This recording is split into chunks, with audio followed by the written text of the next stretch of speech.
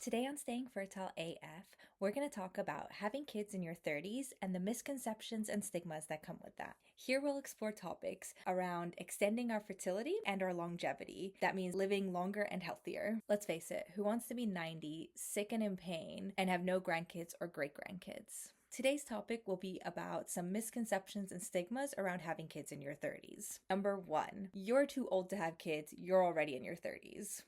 Number 2, you'll be too tired to keep up. 3, you can kiss your career goodbye.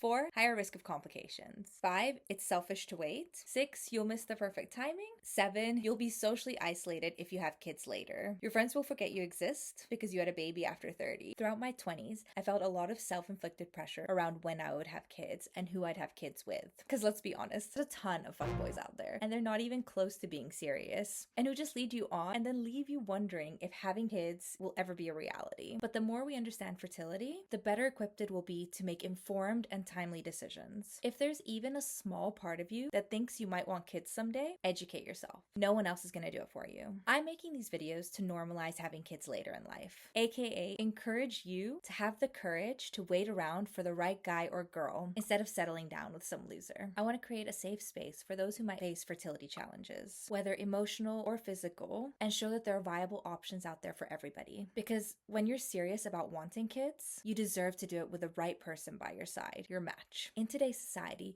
there's a wide range of beliefs about when to have children. Maybe some of you have heard this on the down low, or you've heard it like outright. Comments about, you're waiting too long, you'll be too old to have kids. Well, it's time to set the record straight and debunk some of those misconceptions about starting your family in your 30s, 40s, or even 50s. Okay then, let's begin. Misconception number 1. You're too old to have kids, you're already in your 30s. I know, right? That's so ridiculous. But we've all heard it or we felt it. But here's the thing, it's simply not true. Sure, fertility changes as we age, but it's not an overnight drop. Thanks to advancements in fertility treatments and healthcare, more and more women are having healthy pregnancies and conceiving naturally in their 30s, 40s, and 50s. Think about it. Some of our favorite celebrities had kids later in life and they're thriving. Take a look at Duchess Meghan Markle. She delivered her first son at 37 and second child at 39. Eva Longoria was 43 when she had her first child. And Janet Jackson, she had her son Isaiah when she was 50. These women and so many others are out there proving that it's totally possible to have it all. And here's something interesting. Recent research shows the average reproductive lifespan has actually increased to 37. So can you imagine if you actually focus on fertility while the average is 37, you could extend yours far beyond that. So if you want kids in your 30s or 40s, go for it. Think of the biological clock not as a ticking time bomb, but instead as a friendly reminder to stay accountable for your health.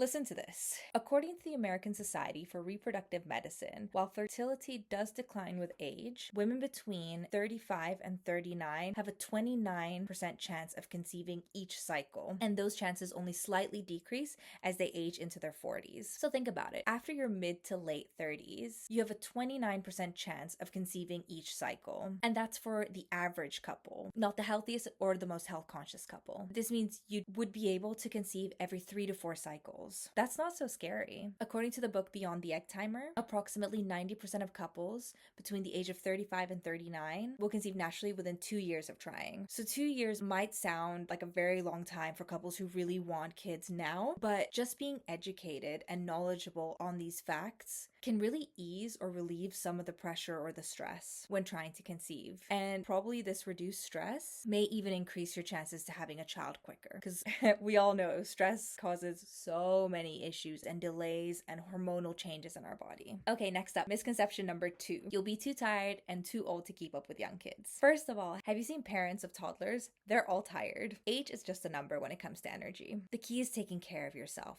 Eating well, staying active, and getting enough sleep, whenever you can at least. I want to do a whole video on the benefits of sleep. I've read multiple articles suggesting there's a correlation between having children later in life and women living longer. A study from the University of California, San Diego has suggested that having children later in life is associated with longer lifespan. Boston University also published a study that found that women who gave birth after the age of 33 are twice as likely to live to 95 compared to those who had their last last child at 29. You know what my theory is? I think that physically having a child in your 30s and 40s will keep you active into your later years. Mentally, it gives you something to live for. You're living to see your grandchildren and great-grandchildren grow up. This extended sense of purpose can contribute to longevity. And here's the thing. According to the book Outlive, The Science and Art of Longevity by Peter Attia, you only get old when you stop having something to live for. Kids can be that something you live longer for. People tend to age faster when they start looking backwards instead of forwards. Peter Attia emphasizes that keeping a forward-looking mindset, setting goals, and having things to look forward to can really help you live a longer and healthier life.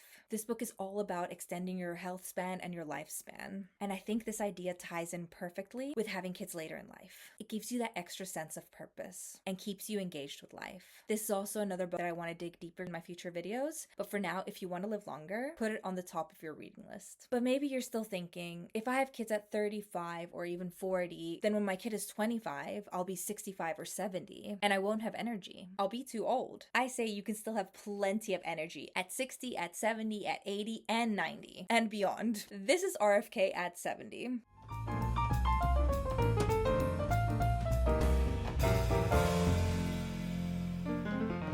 So don't tell me you'll be too old and you won't have the energy. Honestly, I think being a parent is exhausting at any age, but the wisdom and patience that come with being a bit older can totally outweigh those moments where you feel like you've had enough. Not only can you keep up, but you might actually live a longer, healthier life. So don't let this one scare you off. Misconception number 3. You can kiss your career goodbye. So a lot of people say that your career is going to suffer if you have your kids in your 30s. And this one could be a big one, especially for us career-driven guys and girls. Your career does not have to tank because you choose to have a family. In fact, waiting until your 30s can give you a chance to establish yourself, build some stability, and maybe even climb the ladder before adding parent to your resume. Many millennials are delaying parenthood to secure their careers and finances first, which makes total sense given the cost of raising a child these days. Forbes actually said that women who have children in their 30s are more likely to have higher incomes and greater job stability. Also, companies are offering flexible working options, remote work, and better parental leave policies. So many women I know are balancing a thriving career with being amazing moms. You just have to find what works for you.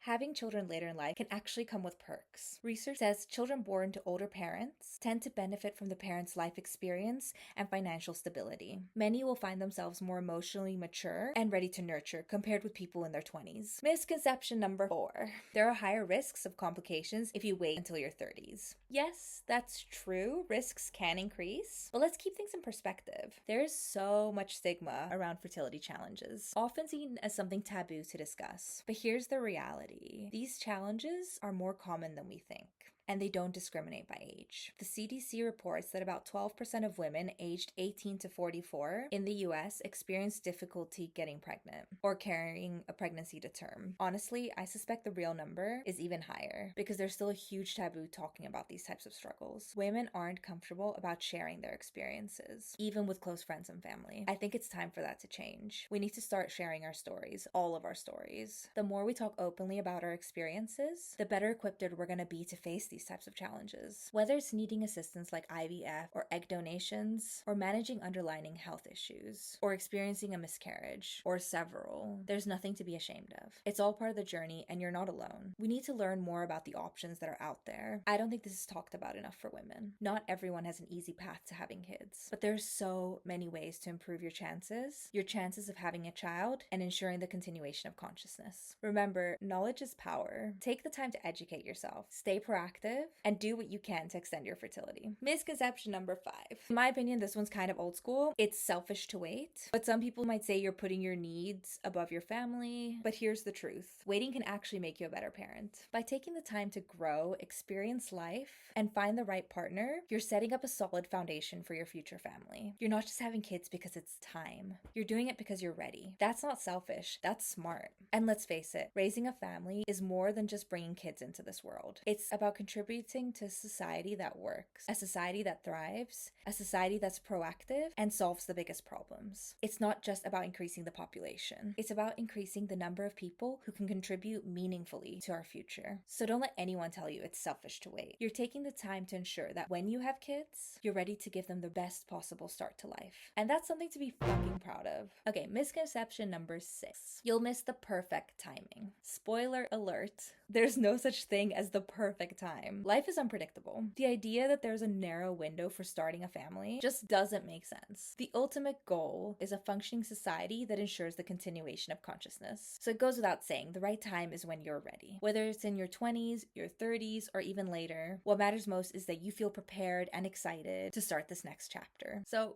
get that idea of the perfect time out of here and focus on what feels right for you. All right, misconception number 7. You'll be socially isolated if you have kids after 30. A lot of people worry that starting your family in your 30s will leave you out of sync with your friends who had kids earlier. But let's be real. Since when is friendship about being on the same schedule? I hope your friendships are about support and connection. Whether your friends are also parents or not, your friendships can and probably should evolve. Plus, you'll also build new connections with other parents in the same stage of life. So don't stress about being out of sync. You'll find your crew. Thank you for joining me today. Remember, our journeys are all unique, and so is our timeline. And if this channel can inspire even one more baby who grows up to make a difference in this world, I'd call that a huge success. Don't forget to like, share, and subscribe to Staying Fertile AF. Until next time, take care of yourselves and keep exploring your path to parenthood.